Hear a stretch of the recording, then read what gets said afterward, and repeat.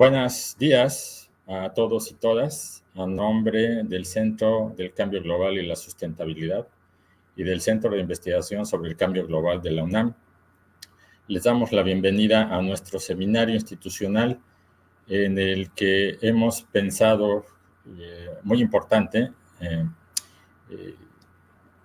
que se reflexione con ustedes sobre el tema que este año se ha considerado es el adecuado para conmemorar el Día Mundial del Medio Ambiente, que es la desertificación. El día de hoy me es muy grato presentar y agradecer su presencia en el evento al doctor Julio Campo Alves, investigador titular del Instituto de Ecología de la UNAM. Me voy a permitir dar algunos rasgos de la semblanza del doctor Campo. Julio, afortunadamente cuento con su colaboración y su amistad, es graduado en Ciencias Biológicas por la Universidad de la República en Uruguay. Obtuvo el magíster en Ciencias por la misma universidad y el doctorado en Ecología por la UNAM. Como ya les comenté, es investigador titular C definitivo y además es miembro del Sistema Nacional de Investigadores con el nivel 3. Por si no fuera poco, entre sus múltiples actividades, el doctor Campo es actualmente secretario académico en el Instituto de Ecología de la UNAM. Ha sido parte, por cierto, del Comité Científico Asesor de nuestro Centro del Cambio Global y pertenece también al Sistema Nacional de Investigadores de Uruguay. Es presidente de la Sociedad Iberoamericana de Física y Química Ambiental desde el 2023 y es subject editor de la revista Biotrópica, una revista muy importante en ecología tropical. El doctor Campo es líder científico y participante en proyectos de investigación científica en regiones tropicales, templadas y polares, en temáticas de disturbio y dinámica de ecosistemas terrestres, ecología de la restauración y análisis de los nexos de uso de la tierra, ciclos bioquímicos con los alimentos. Él nos hará favor de impartir su conferencia que lleva por nombre Efectos del incremento de la sequía, los bosques tropicales secos como sistema de modelo. Sin más, le doy la palabra y le agradezco su participación. Muchas gracias, mi estimado Julio. Adelante, por favor. Muy buenos días a todos. Muchas gracias, Javier, por la invitación. ¿Sí? Es un placer tener esta oportunidad de poder compartir algunas reflexiones de nuestra investigación, fundamentalmente, como van a ver, en el estado de Yucatán y en general en la península de Yucatán. ¿Sí? Ya está la presentación. ¿Sí? ¿Se ve bien, Javier? Sí, muy bien. Perfecto. Entonces, sin más, bueno, antes de pasar a la presentación, para mí es además una gran satisfacción de compartir esta actividad académica con Javier, al quien conozco, creo que desde hace como 20 años, aunque eso signifique que nos estamos ventaneando nuestra edad, ¿sí? Y le profeso un gran respeto académico y una gran satisfacción por compartir la amistad. ¿Sí? Bueno, la charla del día de hoy la he organizado con base a 3 puntos, ¿sí? En esta secuencia. Primero vamos a hablar como un contexto general de los cambios que están en curso en el sistema Tierra, ¿sí? Entre ellos los cambios climáticos y particularmente algunas ideas de las evidencias mesuradas, ¿sí? Medidas, y las modeladas respecto a la sequía en el presente siglo.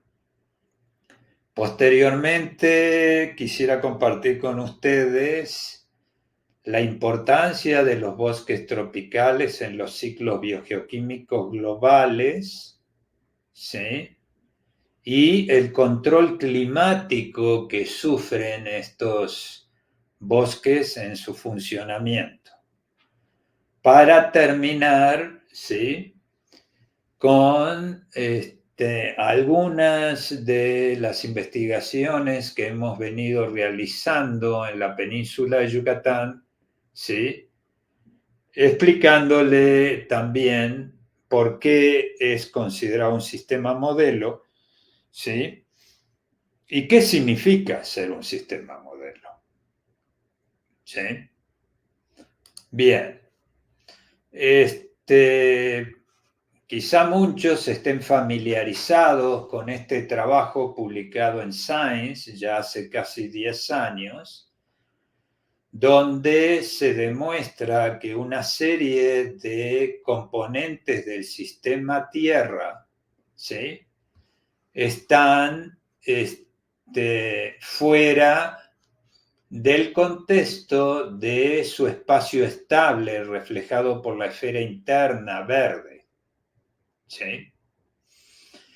Es decir, todos los sistemas, ¿sí?, no están en equilibrio, tampoco la Tierra. El término equilibrio es un término que conceptualmente es muy, muy valioso, viene de la física, pero los sistemas en general y en particular los sistemas biológicos, ¿sí?, y el sistema Tierra también, pasan por diferentes estados en lo que le llamamos un espacio estable, es decir, que tienen la oportunidad de retornar siempre a este espacio estable. En el anillo amarillo representa, ¿sí?, métricas de estos diferentes componentes, como son el cambio del uso de la tierra, no sé si el cursor se ve, ¿sí?, el cambio climático, que son cambios que han venido ocurriendo y continúan en curso, pero que podrían haber oportunidades de que el sistema Tierra volviera a su estado normal, ¿sí?, a su espacio estable verde. En cambio, hay un anillo más externo en rojo, como los ciclos biogeoquímicos del fósforo y del nitrógeno, o la pérdida de diversidad genética, que verdaderamente nos lleva a pensar de que es irrecuperable, ¿sí?, llegar al estado anterior de estos cambios. Todos estos cambios han sido, ¿sí?, consecuencia de nuestras actividades, ¿sí?, en la demanda de recursos por una población, por un lado, creciente, y por otro lado, cada vez más demandante de recursos, ¿sí? Entre ellos, entonces, tenemos el cambio climático. Ahora, un paradigma que tenemos con las evidencias climáticas comparativas de los primeros, la primera década de este siglo respecto a las 3 últimas décadas del anterior, demuestra que varias zonas se han vuelto más húmedas en color azul en el panel central y muchas otras zonas se han vuelto más secas. Esto se ha propuesto como la hipótesis dry to drier y wet to weather, ¿sí? O sea que los sitios secos se están volviendo más secos y los húmedos más húmedos. Estos son evidencias mesuradas, es decir, con medidas. Los modelos,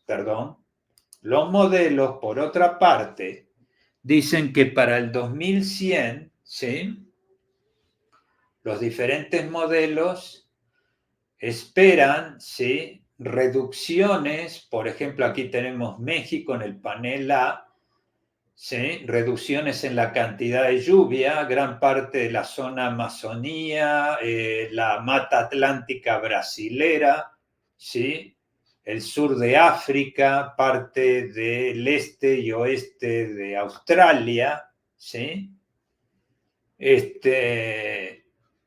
así como este otro modelo, ¿sí?, indican, ¿sí?, la posibilidad de una sequía, ¿sí? Aquí los colores amarillos son de sequía y aquí los amarillos y café de sequía también.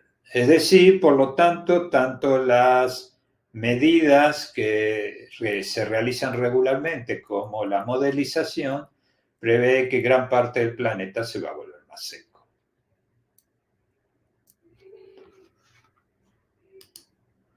Ahora, esto significa que los sistemas, y cuando decimos sistemas, los ecosistemas, tienen un espacio estable, como hablábamos en la primera imagen para el sistema Tierra, y dentro de ese espacio estable se mueven, ¿sí?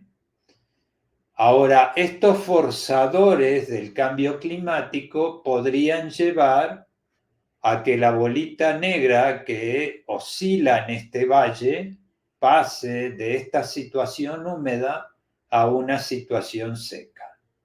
Esto ocurre cuando pasa la cresta, ¿sí?, en este punto, ¿sí?, y se produce un cambio que le llamamos punto de cambio abrupto, porque se genera un nuevo sistema. Es decir, este sistema, la bolita blanca, ya es otro sistema distinto al sistema de la bolita negra. Y esa es motivo de gran preocupación porque no sabemos cuáles son las características de funcionamiento del nuevo sistema.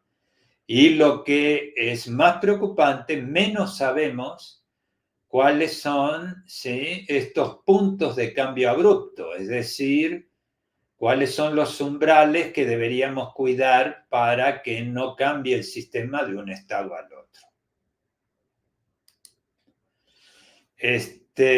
Esos son lo que le llamamos cambios de trayectoria en el clima, pero esta situación se ve agravada por los fenómenos extremos del clima ilustrados aquí para datos, ¿sí?, para el periodo de verano de México en los años 1981 al 2010.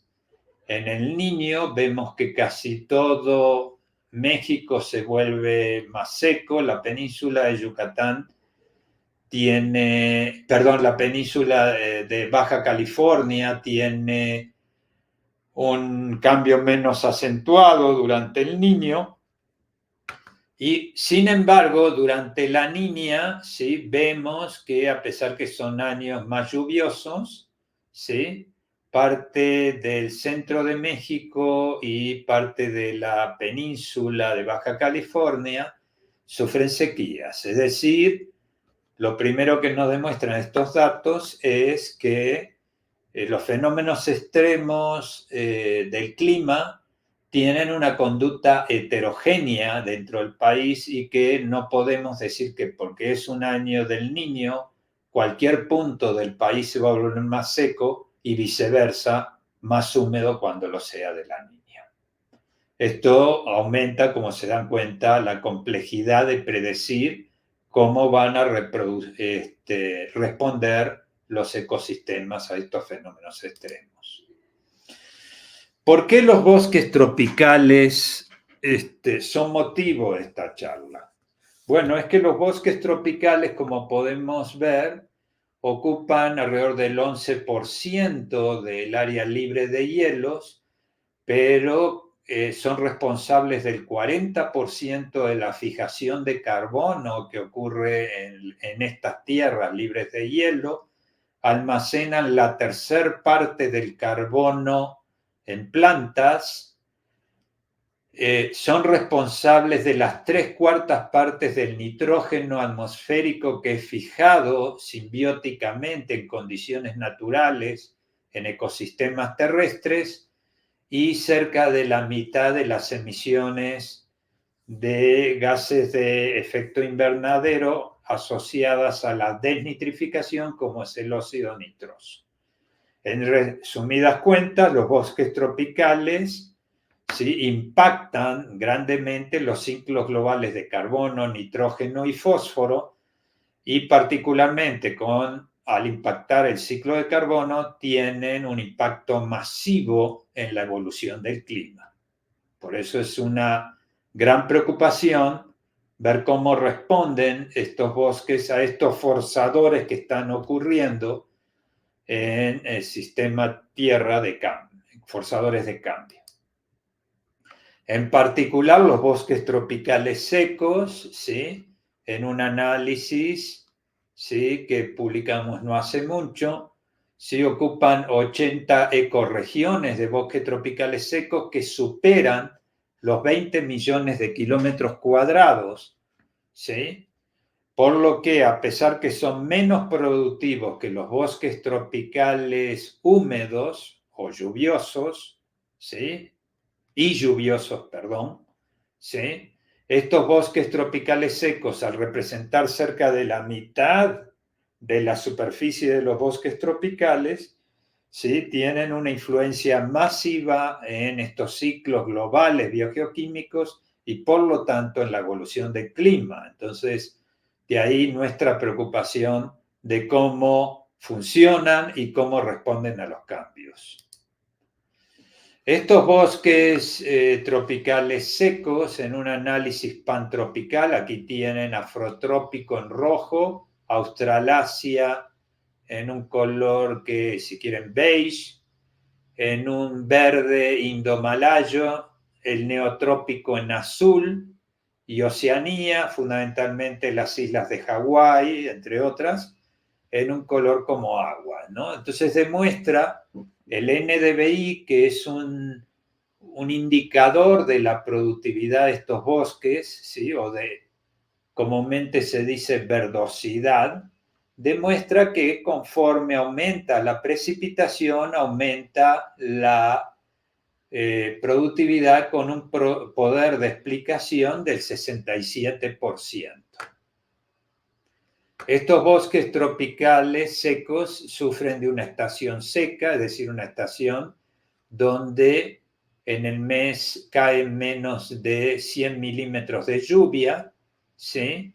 Y conforme aumenta el número de meses de sequía, vemos dos cosas.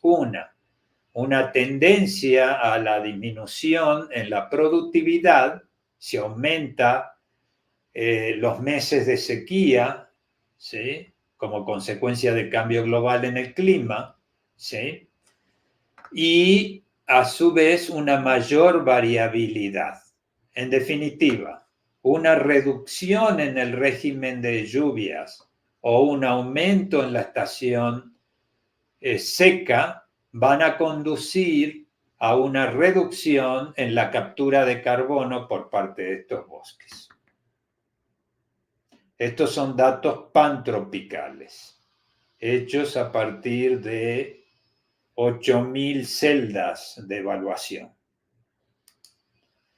Son bosques que se desarrollan, tienen déficit de agua, se desarrollan, la mitad de estos bosques tienen mediana capacidad de retención de agua, es decir, no tienen gran capacidad de retención de agua, solo el 30%, y la mayoría de estos bosques se desarrollan en suelos con baja fertilidad en el suelo. O sea que además de tener limitación por déficit de agua, presentan limitación por déficit de nutrientes.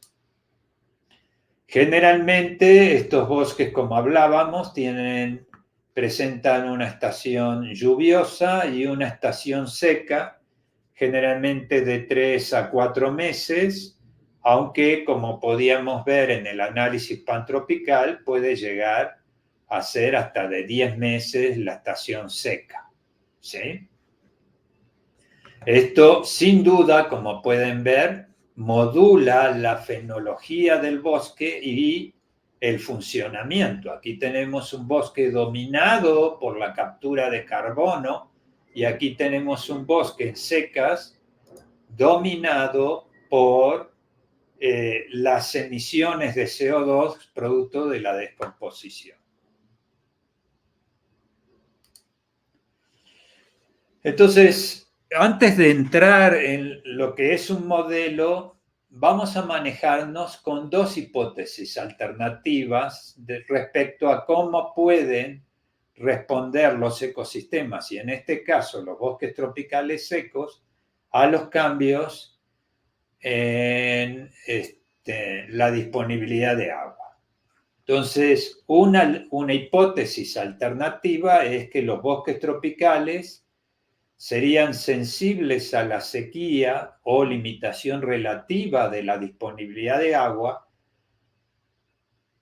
porque experimentan condiciones ambientales próximas a los umbrales climáticos fisiológicos. Entonces, si se acentúan, ¿sí?, esta sequía, correríamos el riesgo de un cambio de estado, como explicábamos al principio en los bosques tropicales. Una hipótesis alternativa a esta serían que estos ecosistemas serían resistentes debido a que toleran ya déficits estacionales de agua, como podíamos ver en la lámina anterior. ¿Sí? Ahora, ¿qué respuestas? Estas son las hipótesis, pero ¿qué respuestas puede tener un sistema ante la sequía?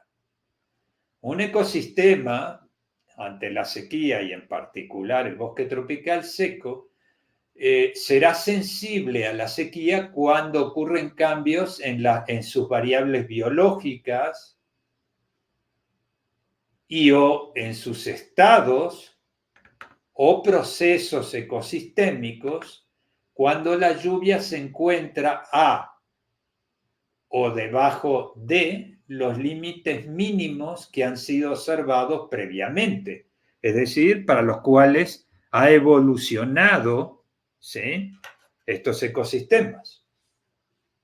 Ahora, los bosques tropicales secos, en cambio, podrán ser resilientes, es decir, tener capacidad de resistir los cambios de la sequía, ¿sí?, cuando poseen la capacidad de recuperarse de un cambio, ¿sí?, en la disponibilidad de agua en un periodo relativamente corto de tiempo.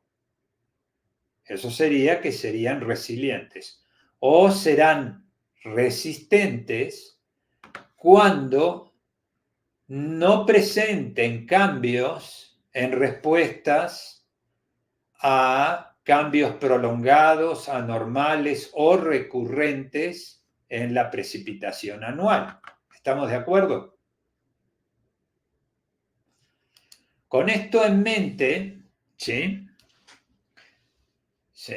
nada más, antes de entrar en los modelos, es que hay diversas manifestaciones de la sequía. Este es el régimen normal, pero la sequía puede ser consecuencia de una reducción de la cantidad total anual de lluvia, que es lo que vamos a analizar en nuestro modelo en el día de hoy.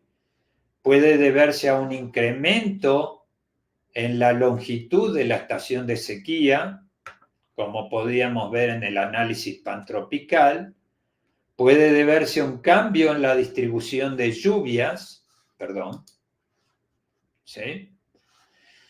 Puede deberse a una reducción de la cantidad de lluvia y un incremento en la longitud de la estación de sequía, o a una intensificación de la sequía. Nosotros nos vamos a concentrar en una reducción en la cantidad de lluvia anual.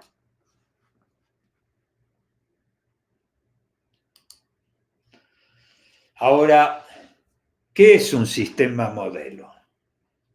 Un sistema modelo, ¿sí?, es un sistema que se selecciona para entender las propiedades o procesos, no el sistema en sí mismo.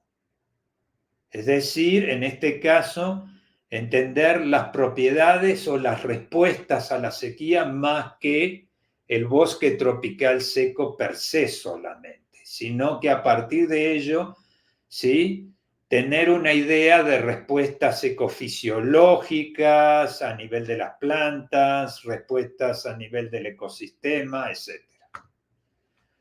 Un sistema modelo puede ser de utilidad debido a que es más simple que otros sistemas de su tipo.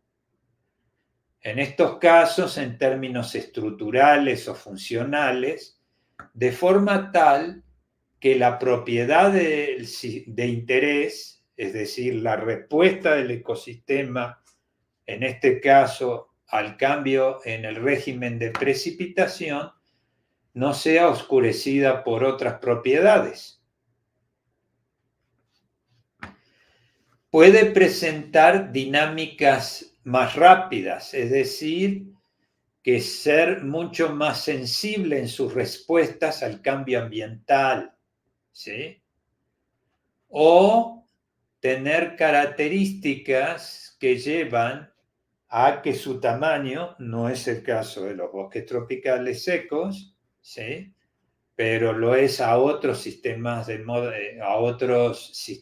modelo, ¿sí?, como un tamaño menor. Por ejemplo, dinámicas más rápidas y un tamaño menor pueden tener el caso de la drosofila, ¿no?, como un ejemplo. También un sistema modelo puede tener aspectos idiosincráticos, es decir, rasgos propios que lo hacen de interés para estudiar un proceso particular. En este caso, ¿sí?, los bosques tropicales secos tienen un impacto masivo en los ciclos globales de carbono, ¿sí?, y por lo tanto en la evolución del clima. Entonces, ¿sí?, esto los hace muy atractivos para estudiar sus respuestas a la sequía. Entonces, aquí tenemos el sistema modelo que vamos a hablar de aquí al final.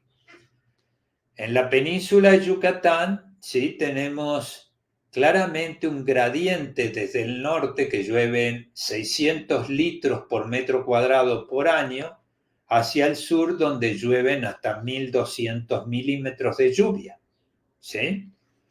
Nosotros hemos establecido parcelas experimentales en estas condiciones semiáridas, en las húmedas, y en algunos estudios en condiciones intermedias, ¿sí?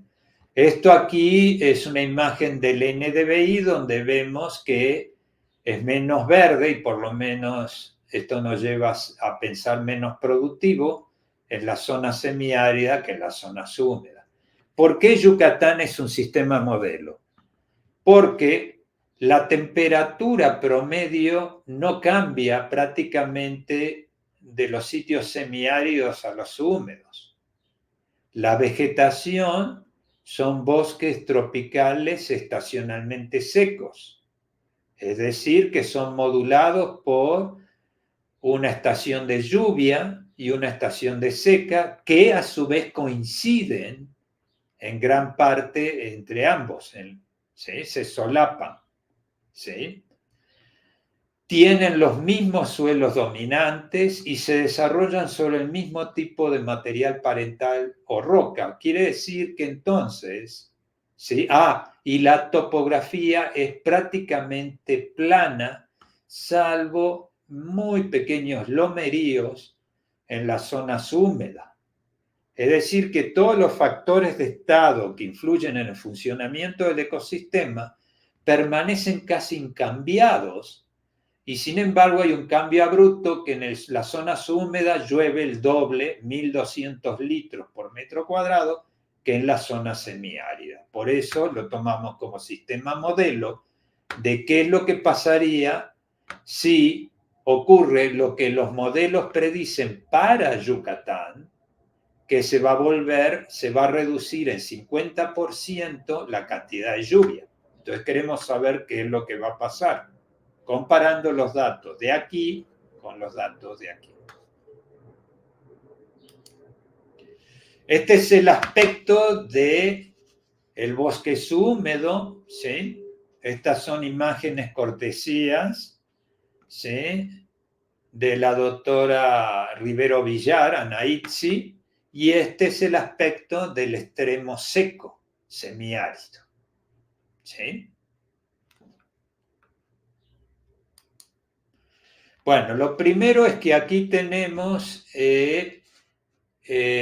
para el periodo 2000 al 2015 la variación, ¿sí?, quincenal en el NDVI.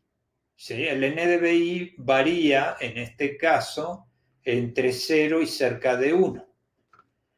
Los sitios más deficitarios de agua aparecen en azul, los intermedios en marrón y los húmedos, ¿sí?, o menos limitado, en gris. Lo primero que podemos ver en esta serie es la estacionalidad de los periodos de lluvia y los periodos de sequía, ¿sí?, interanuales, ¿sí?, lo cual influye evidentemente en el NDVI, la productividad, la capacidad de fijar carbono, etc. Pero el bosque subhúmedo, que es más productivo, en otro estudio eso lo demostramos, no voy a hablar de esos datos hoy por razones de tiempo, ¿sí? El bosque subhúmedo, que es más productivo, no es más productivo en lluvias, ¿se dan cuenta? No sé si me gustaría mucho saber si el cursor lo ven, porque estoy marcando con el cursor. ¿Sí lo ven? Javier, ¿podrías confirmarme?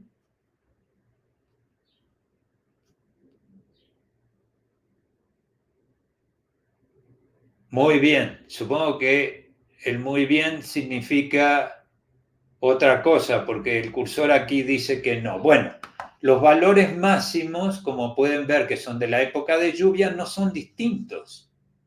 A pesar de que llueve un 50% menos en el extremo semiárido que en el subhúmedo.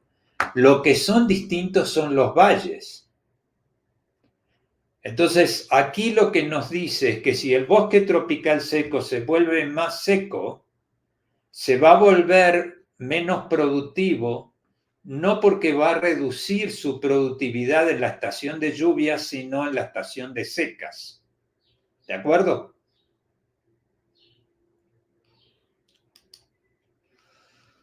La biomasa.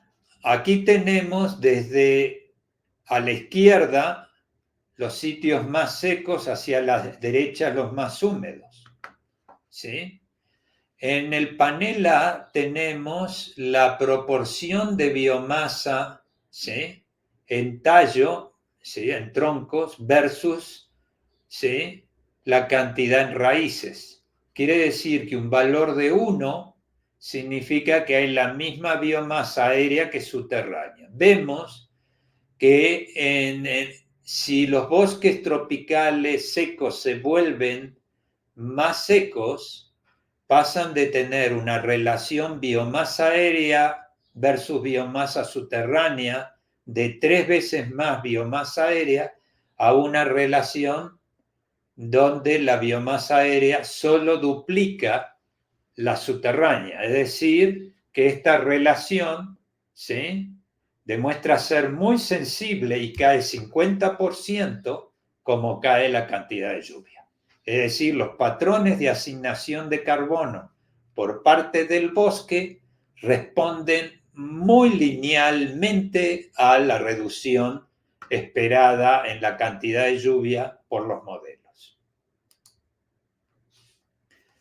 Las especies dominantes, aquí hay datos de las hojas, ¿sí? Aquí tenemos a la izquierda, ¿sí? Le voy a decir, primero, en el panel A tenemos el área de la hoja, es decir, la superficie de la hoja.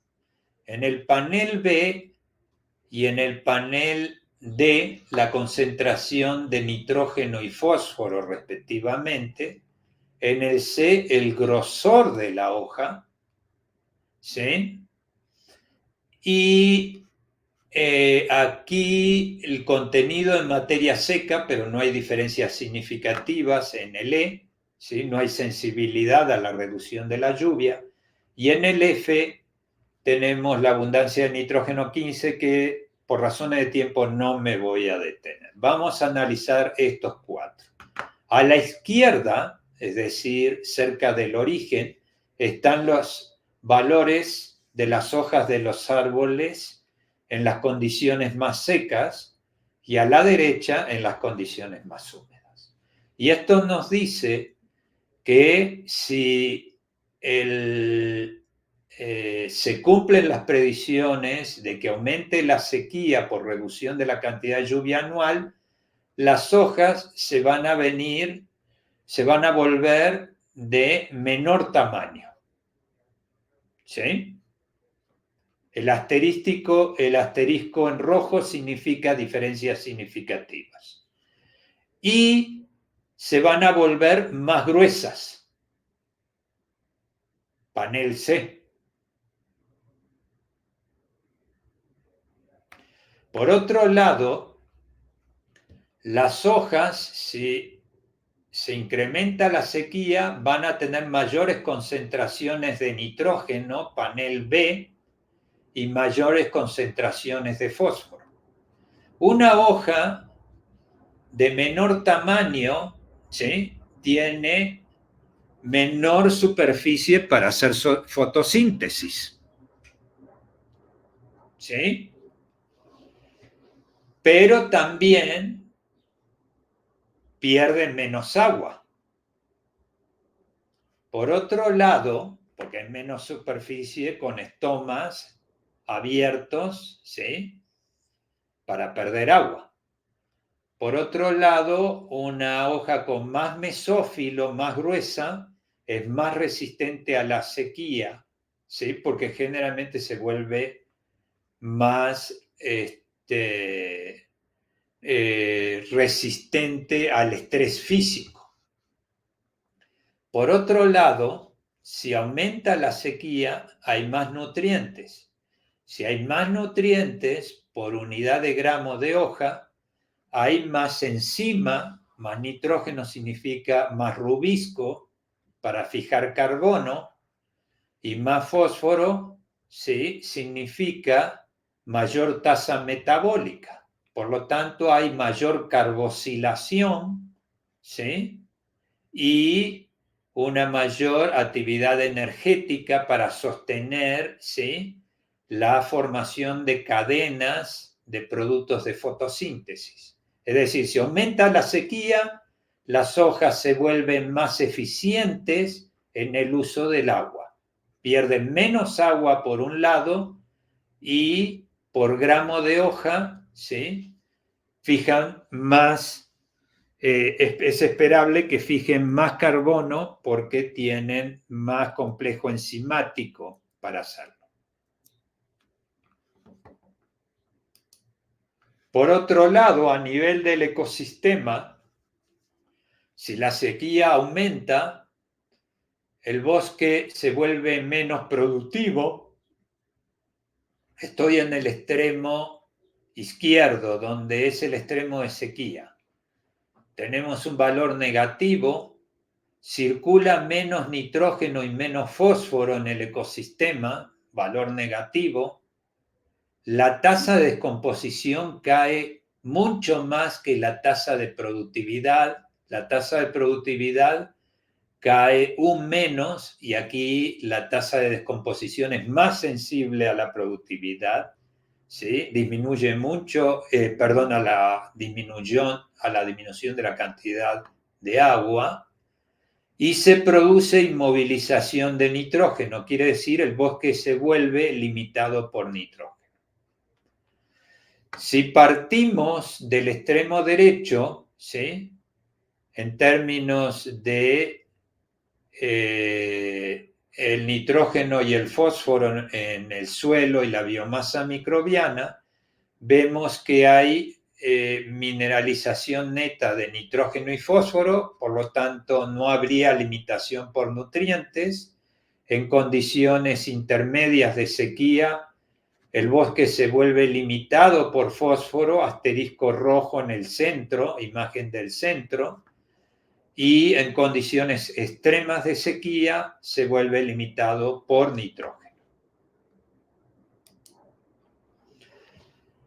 Por otro lado, en otro trabajo encontramos que analizando la hojarasca, el mantillo, que son las hojas muertas acumuladas en el suelo, las raíces finas vivas y el suelo mineral, la línea negra continua refleja el sitio semiárido, la punteada oscura, el sitio intermedio, y la gris, el sitio más húmedo.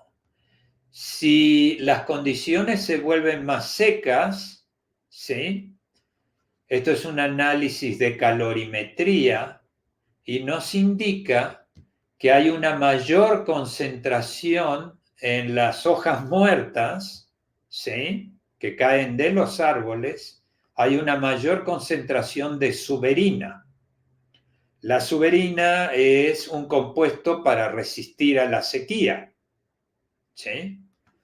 Las raíces finas tienen también mayor suberina, concentración de suberina en el sitio del extremo seco, y la descomposición de estas hojas muertas y las raíces finas hace que el suelo mineral presente una mayor concentración de suberina. Estos son para los suelos más orgánicos, y en los suelos menos orgánicos estos cambios se notan fundamentalmente en las raíces finas. Ahora, esto nos está demostrando de que el bosque, si se vuelve más seco, ¿sí? La situación va a contrarrestar, además de reducir el tamaño de las hojas, hacerlas más gruesas para ser más eficientes en la retención del agua o eficientes en términos de pérdida de agua, también va a producir más compuestos que ayuden, ¿sí? A retener el agua en las hojas y en las raíces. El problema es que las grandes cantidades de suberina le conducen a mayor flamabilidad a la vegetación, es decir, se vuelve más sensible al incendio. Cuando analizamos los incendios en México, en otro trabajo, ¿sí? Con dos fuentes de datos, los reportes de CONAFOR de observación de incendios y los reportes satelitales en colaboración con Lee, un colega de la Universidad de Dakota, usando un software de datos satelitales que, como pueden darse cuenta, demuestra que hay muchos más incendios, 10 veces más incendios, ¿sí? Esta es la densidad de incendios por kilómetro cuadrado, ¿sí? Hay muchos más incendios que los que reporta CONAFOR. La segunda cosa que vemos es que Yucatán se quema mucho, ¿sí? El color amarillo, ¿sí?, es una densidad de 0,10 a 0,25 incendios por cuadrícula por año, ¿sí?, cuadrícula de kilómetro cuadrado por año, ¿sí? En cambio, las densidades de otros lugares andan en 0,01, como son los colores verdes, o los verdes más claros, 0,05. Esto significa, por un lado, que las emisiones de carbono debido a incendios, imagen de abajo en gigagramos de CO2, son 10 veces más que las que reporta el país, ¿sí?, porque las hace con base a CONAFOR, ¿sí? La segunda cosa es que CONAFOR nos dice, y nosotros repetimos, que lo que se incendia fundamentalmente en México son los bosques templados en color verde, ¿sí? Y un poco de incendios en bosques tropicales secos, mucho menos en bosques tropicales lluviosos, y estos son los bosques templados, ¿sí?, en color marrón. Pero cuando vemos nuestros datos satelitales, yendo de abajo hacia arriba, los bosques templados no dominan los incendios. Los bosques tropicales lluviosos, ¿sí?, se incendian más que lo que reporta en términos relativos la CONAFOR, pero los bosques tropicales secos, ¿sí?, siguiente color, que es el beige clarito, son los ecosistemas que más se incendian en el país, a excepción de las quemas agrícolas, que están arriba en color gris. ¿Sí? Entonces, estos datos de Yucatán y estos datos en general dicen que en México los bosques tropicales secos son muy sensibles a los incendios. Cuando hacemos un análisis pantropical de todos los bosques tropicales en el mundo, vemos que en término medio, 6.000 kilómetros cuadrados de bosques tropicales, panel superior izquierdo A, que dice pantropical, ¿sí?, 6.000 kilómetros cuadrados en término medio se queman cada año. Hay años que pueden llegar a quemarse 8.000 kilómetros cuadrados, como fue en la previa al año 2000, ¿sí? Esto significa una quema de biomasa de más de 250 teragramos. Recuerde que un teragramo son 10 a la 12 gramos, ¿sí?, a escala pantropical, ¿sí?, y que la conducta de la biomasa quemada responde al área quemada, a no ser cuando desagregamos los datos de hemisferio norte, columna central, y hemisferio sur, donde vemos que la biomasa quemada, datos que se salen, ¿sí?, corresponden a los años del niño y de la niña, que hay más quemas, ¿sí?, más incendios. Finalmente, ¿sí?, recapitulando, perdón, ¿sí?, aquí, digamos de que ya he terminado, ¿sí?, digamos que nuestros datos demuestran que van a haber cambios ecofisiológicos a nivel de las plantas para maximizar la eficiencia de uso de agua, ¿sí?, a nivel de la hoja, ¿sí?, es decir, cambios morfológicos. Van a haber cambios en la asignación de recursos, nitrógeno y fósforo, a la hoja, con hojas más ricas en nitrógeno y fósforo, si aumenta la sequía, y por lo tanto es esperable una mayor eficiencia de fijación de carbono. Pero van a haber también cambios de una acumulación de productos que confieren resistencia a la sequía, que vuelven al ecosistema más flamable, como lo demuestran los datos de Yucatán, y como los demuestran los datos, ¿sí? Pantropicales. Que los bosques tropicales secos se vuelvan más flamables conllevará, por tanto, a un riesgo de sabanización, ¿sí? Es decir, que perdamos superficies de bosques tropicales secos que se van a ir convirtiendo debido a este nuevo régimen de lluvia en sabanas. Finalmente, antes de sus preguntas, quiero invitarlos a que visiten la página, ¿sí? Aquí a mí me dice diapositiva 26, donde debería decir la liga, pero no sé si ustedes la ven, pero visiten, busquen en internet el 26º Congreso Internacional de Ciencias Ambientales, ¿sí? 21º, perdón, Congreso Internacional, y 8º Congreso, ese organizado por la Asociación Nacional de Ciencias Ambientales de México, en colaboración con la Sociedad Iberoamericana de Física y Química Ambiental, ¿sí? Congreso que va a tener lugar en Campeche, las fechas del 28 al 30 de agosto. Los invito a que asistan como oyentes o como registren sus resúmenes para participar. Está abierto hasta finales de este mes, ¿sí?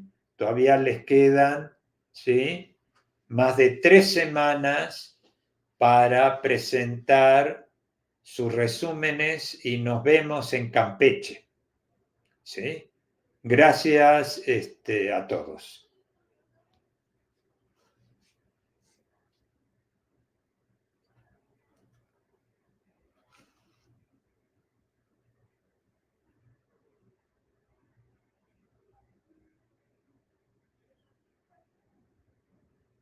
Bueno, aquí me preguntan si los bosques tropicales secos serían entonces más resilientes a los cambios de lluvia que los bosques tropicales lluviosos. Si los cambios, ¿sí?, vimos que si los cambios van a las condiciones intermedias, ¿sí?, parece ser de que tienen capacidad de resistir, eso nos dicen los datos de Yucatán. Sin embargo, si el nivel de sequía, las condiciones intermedias son una reducción del 25% en la cantidad de lluvia, pero si la reducción supera el 25%, es decir, entre el 25% y el 50% en la reducción en la cantidad de lluvia, ¿sí?, lo que vemos es que se va a establecer un nuevo tipo de bosque tropical seco con riesgo de sabanización, ¿sí?, en comparación a los bosques tropicales húmedos, ¿sí? Los bosques tropicales húmedos sufren también incendios, pero no sufren riesgos de sabanización, sino más bien de mortandad de árboles. O sea, son cambios estructurales en el bosque. En cambio, en los bosques tropicales secos son cambios funcionales. Siguiente, por favor. José Guadalupe Chan pregunta, dice, ¿han realizado algún estudio a nivel de raíces sobre aclimatación a la sequía? Bueno, José, estamos en un nuevo proyecto que vamos a iniciar el año que viene respecto a la asignación de recursos, particularmente nitrógeno y fósforo, ¿sí?, a raíces finas y raíces gruesas, tallos y hojas, conforme la sequía, ¿sí? Porque pensamos que la coordinación entre órganos, es decir, cuánto le asignas de nitrógeno a las raíces finas, cuanto a las hojas, ¿sí? Podrían, ¿sí?, las conductas de las raíces finas no seguir el mismo patrón que el que presentan las hojas, que nos indican que conforme aumenta la sequía, más nitrógeno y más fósforo se aportan a las hojas. Eso no sabemos si ocurre en las raíces, queremos verlo, y a su vez queremos ver si la planta, ¿sí?, asigna, si aumenta la sequía, aumenta la proporción de nitrógeno y fósforo en las hojas, que ya vimos, más que lo que aumentan las raíces, o igual o viceversa. Es decir, si hay una coordinación entre órganos metabólicamente activos, como son las raíces finas y las hojas. Muy bonita pregunta. Gracias, José.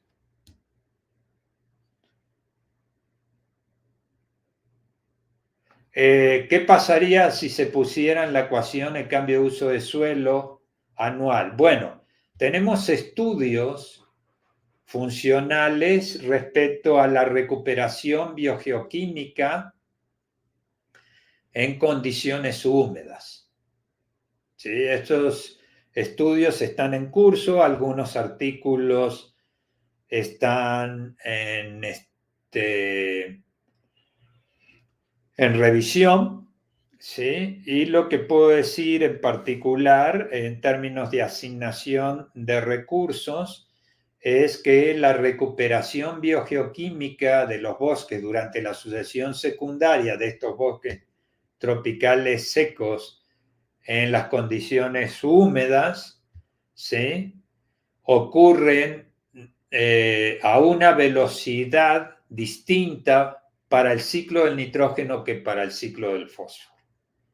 Eso ocurre en condiciones húmedas donde en condiciones naturales, vuelvo a repetir, a quien me hace la pregunta, no hay limitación por nitrógeno ni por fósforo.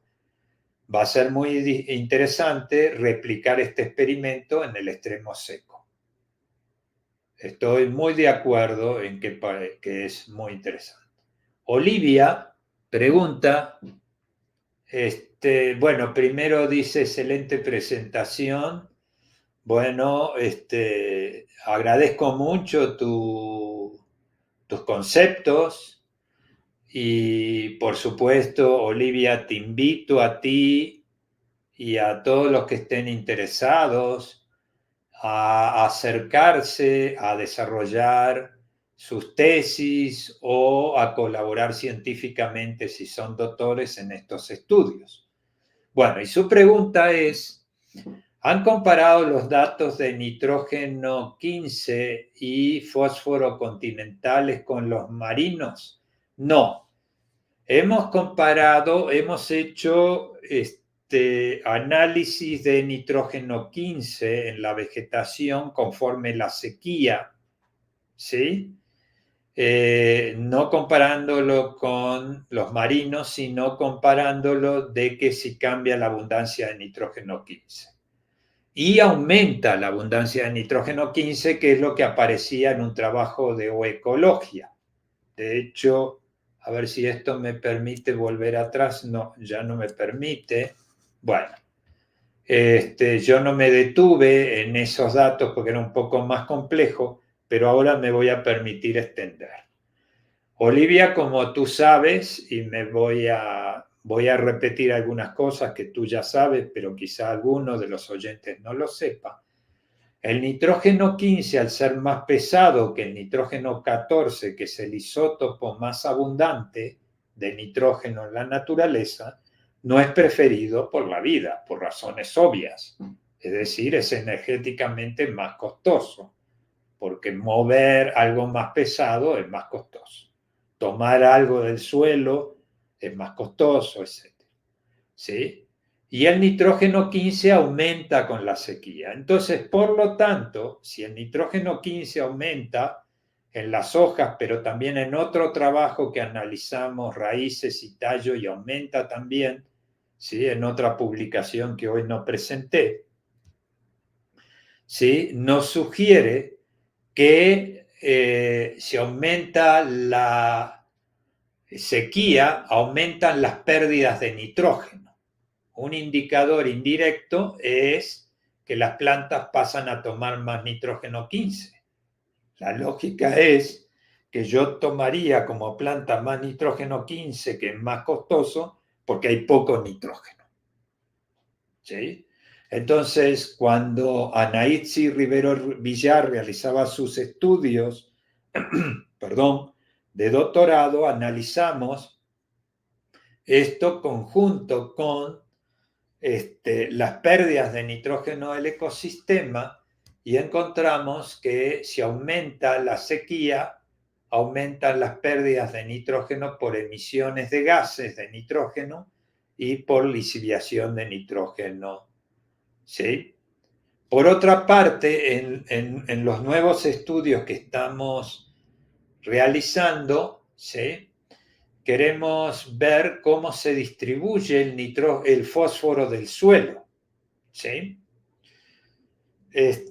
Conforme aumenta la sequía. Hicimos un análisis y ya lo publicamos respecto a las especies de nitrógeno, es decir, ADN, ARN, fosfolípidos, ortofosfatos, etc. Y cuando aumenta la sequía, lo que ocurre en el suelo y en la vegetación es que empiezan a formarse mayores cadenas de ortofosfato. Eso lo hicimos con resonancia magnética. Perdón, pero no tengo datos de marinos. ¿Alguna otra pregunta?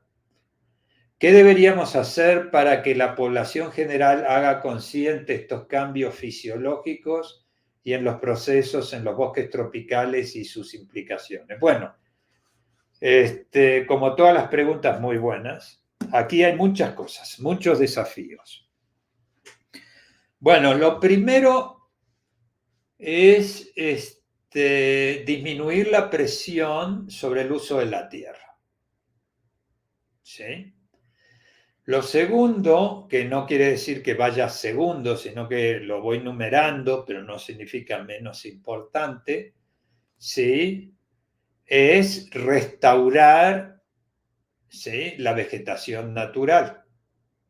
Porque al restaurar la vegetación natural aumentamos la capacidad de secuestro de carbono. Entonces, por lo tanto, conservando los bosques tropicales y no deforestando, disminuimos las emisiones de CO2, que son grandes responsables, las emisiones a la atmósfera, del aumento de la temperatura y la intensificación de la sequía. Segundo, restaurando, ¿sí?, es decir, detener lo más posible, porque es imposible detenerla del todo, la deforestación. Incrementar los planes de restauración. Y por otro lado, ¿sí?, hacer una gestión del paisaje de uso múltiple. ¿Qué es de uso múltiple? Porque la gente es la propietaria de la tierra y de la tierra vive. Aquí yo estoy muy cómodo porque gano mi sueldo, ¿sí?, gracias a los impuestos. Pero hay otra gente que tiene que comer con base en lo que produce la tierra. Entonces es muy injusto juzgar desde aquí y decir lo que hay que hacer es esto y ya no deforeste más. Entonces, los científicos tenemos la responsabilidad, y ese es mi esquema, de proponer planes de gestión multipropósito del espacio. Es decir, una gestión del espacio, ¿sí?, de las áreas, de las regiones, donde los propietarios o las comunidades, que afortunadamente en México tenemos muy buenas experiencias de comunidades muy bien organizadas, ¿sí?, distribuyen múltiples usos para la tierra. Entonces, una parte de la tierra se destina a la ganadería. Otra parte se destina a generar bancos de forraje. Otra parte se destina a plantar especies nativas de los bosques tropicales secos o de los bosques tropicales lluviosos. Eso tenemos un experimento de ese sentido. Colaboramos en uno de bosques tropicales lluviosos en Veracruz. Otra parte, entonces, con especies nativas de valor comercial o valor alimentario para el ganado. Y otra parte para restaurar los bosques tropicales y mantenerlos intactos. Es decir, lo que tenemos es que abandonar la dicotomía, ¿sí? Producción de alimentos, deforestación versus conservación, restauración. No, tenemos que tener un paisaje altamente diversificado, donde hay áreas destinadas a la restauración, hay áreas destinadas a la conservación, hay áreas destinadas a la producción de alimentos. Eso es, por un lado, lo que tenemos que hacer con las comunidades locales, convencerlas.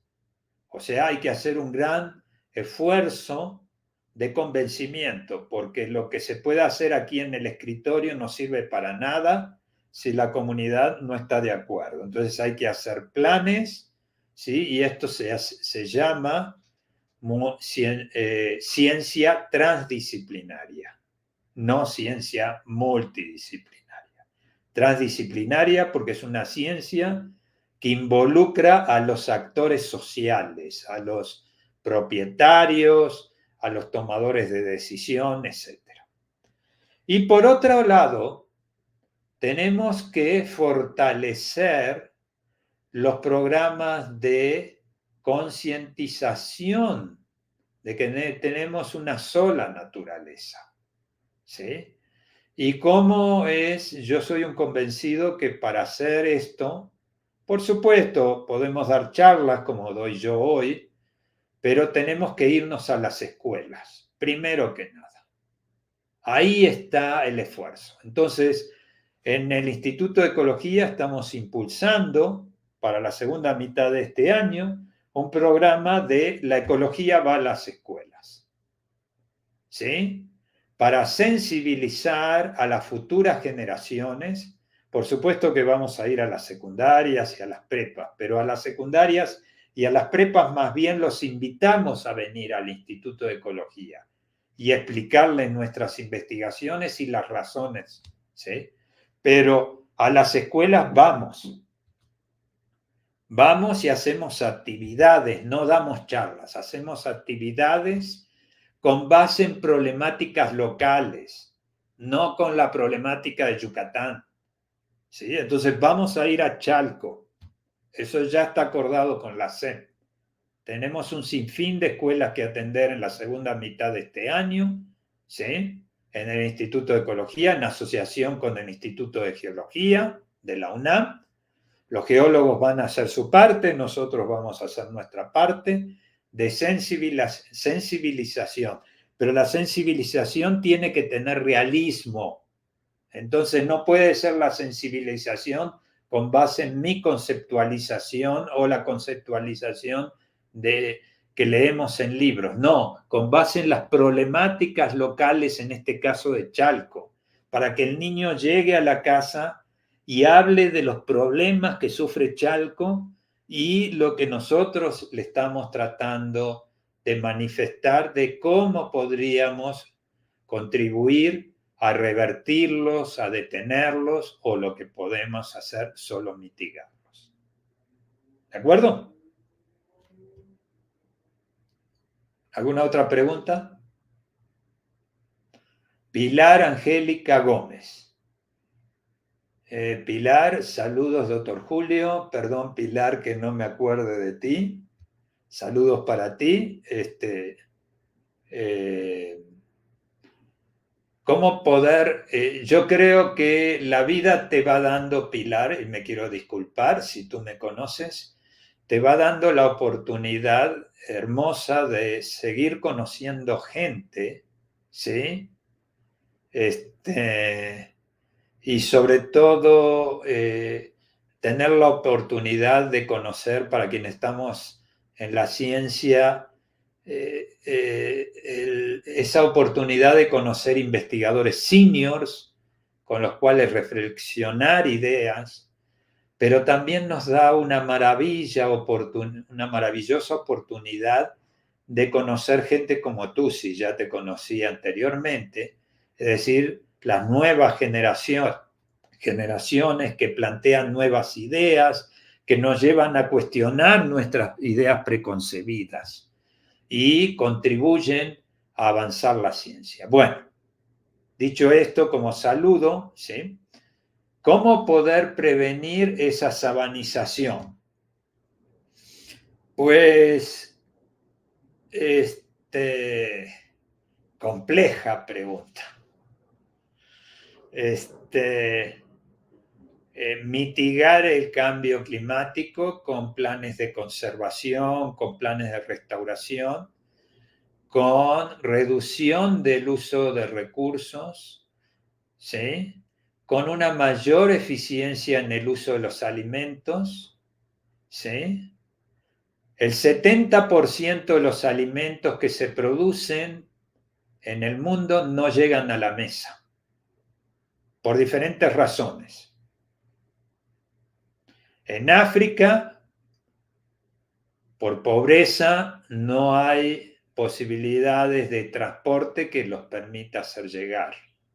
En países como el nuestro o países de economías más fuertes, porque se descartan en los propios supermercados, desgraciadamente, y se quedan con las naranjas más bonitas y las otras las descartan. Pero no tienen la culpa los industriales que hacen los transportes, solamente ellos.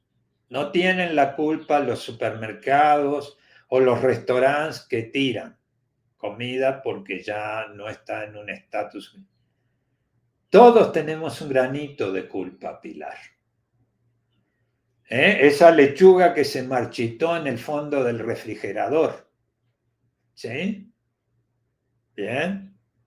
Entonces, no podemos tener un mega refrigerador donde cada pieza de alimento, ¿sí?, tiene que estar, pero tenemos que tratar de tener una cultura, ¿sí?, de consumir, ¿sí?, lo que vamos a consumir. Bien. Por otro lado, una cultura de saber de que, por ejemplo, a ver, ¿qué puedo decir? Bueno, voy a decir una cosa, ¿no? Está muy rico el salchichón español, por lo menos para mí, o el jamón serrano, ¿sí? Entonces, o el queso de oveja. Pero eso tiene un costo ambiental de transporte en barco, avión, lo que sea. Entonces, Perote, por ejemplo, y no estoy haciendo publicidad, hay una colonia española que produce muy buenos quesos, ¿sí?, pero sobre todo muy buenas carnes frías. Y el costo ambiental de comprar en Superama un jamón serrano producido nacional en Perote, se dan cuenta de que no es lo mismo que el costo del transporte del jamón serrano ibérico que traemos desde allá, ¿no? Entonces, tenemos que pensar en ver cómo hacemos nuestros hábitos de alimentación. Y aquí hay algo que me voy a disparar en el pie. Los alimentos tienen diferente costo de producción. A mí me gusta mucho la carne asada, ¿sí? Pero va a llegar un momento en que eso va a ser un lujo que yo creo que muy pocos van a poder pagar. Probablemente yo no. Porque sale muy caro producir 1 kilo de carne, ¿sí? Entonces, tenemos que hacer un consumo de alimentos, no estoy diciendo vegetariano, o sea, a ver, yo Siempre digo, aunque esto no se aplique aquí, pero lo aplico a todas las cosas en la vida, libertad de culto y educación laica. O sea, respeto a todas las opiniones, veganos, vegetarianos, cristianos, musulmanes, todas las opiniones son muy válidas, ¿sí? Pero hay una cosa, los vegetales exigen mucha superficie de tierra para producir una caloría, ¿sí? La carne exige muchos insumos para producir una caloría.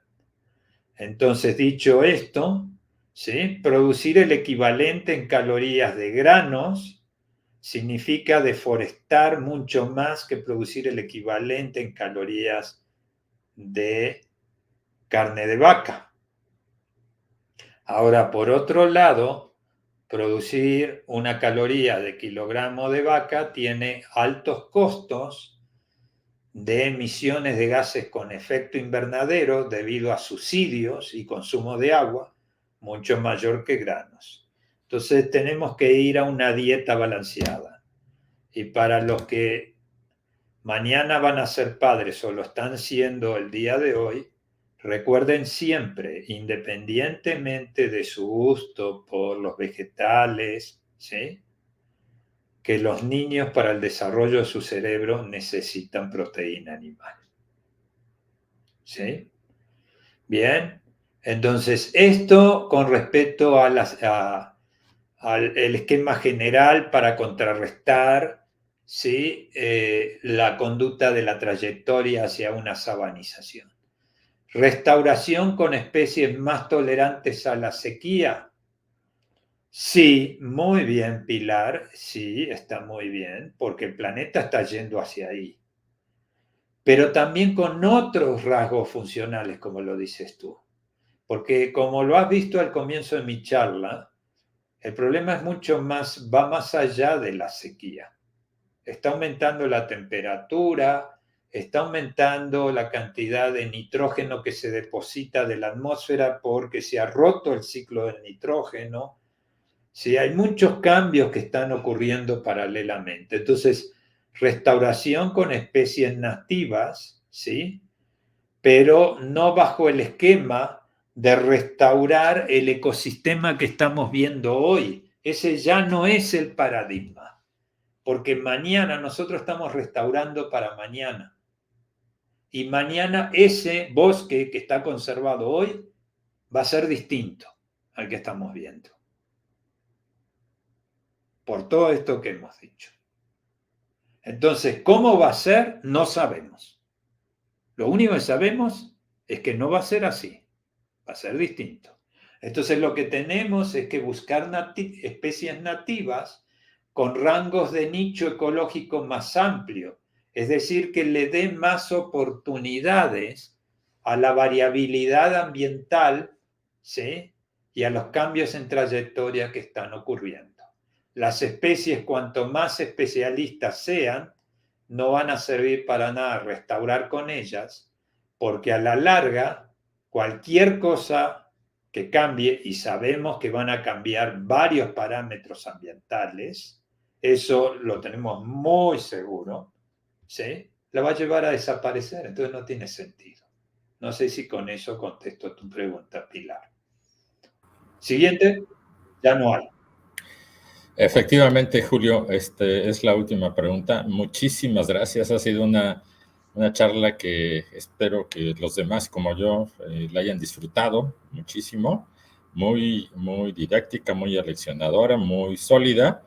Y desde luego creo que deberíamos replicarla, dado que se queda en nuestro canal de YouTube para los interesados, con nuestros grupos de estudiantes también. Muchas gracias por haber compartido con nosotros todo esto, muy, muy claro y pues muy preocupante en cierto sentido, pero con una buena perspectiva de por dónde podemos hacer cada quien lo que tengamos que hacer para cuidar estos cambios. Muy, muy ad hoc con el tema del Día Mundial del Medio Ambiente este año. Muchas gracias, Julio. Muchas gracias. Javier, si me permites decir, bueno, el agradecido soy yo, vuelvo a reiterar. Segundo, sabes que no vas a tener ningún problema legal conmigo para ponerla a disposición. Yo encantado que pongas a disposición la charla, ¿sí? Que la subas a YouTube o a donde creas conveniente para que la charla llegue a más personas. Si a ustedes les interesa, a mí estoy totalmente de acuerdo. Si desde el punto de vista institucional esto implica algún documento, por supuesto que es muy fácil. Me mandas el formato que yo tenga que firmar, ¿sí? Porque por más que tengas mi palabra, de repente institucionalmente luego vienen los auditores y ven monos con trinchetes donde no hay. Entonces, si quieres que esto sea respaldado con un documento firmado, pues redátalo en los términos que te parezcan, mientras que no me digas que me vas a cobrar algo. ¿Sí? Claro. Yo les agradezco mucho a todos. Reitero, la invitación a que participen en esta sociedad que es el ANCA y en nuestra sociedad, la que yo presido, la Sociedad Iberoamericana de Física y Química Ambiental. La Sociedad Iberoamericana de Física y Química Ambiental incluye, como pueden imaginar, a toda América de habla hispana, ¿sí? Así como también Brasil, e incluye también a España y Portugal, ¿sí? De hecho, muchas veces, aunque es iberoamericana, hay colegas de Italia, es decir, otros colegas latinos que participan muchas veces con nosotros. Muy bien, pues espero que tenga mucho éxito, seguramente así será también. Muchas gracias, Julio, nuevamente, y muchas gracias a todos por haber compartido con nosotros esta transmisión y esta excelente charla, y nos vemos la próxima. Buenas tardes a todos. Buenas tardes a todos. Adiós.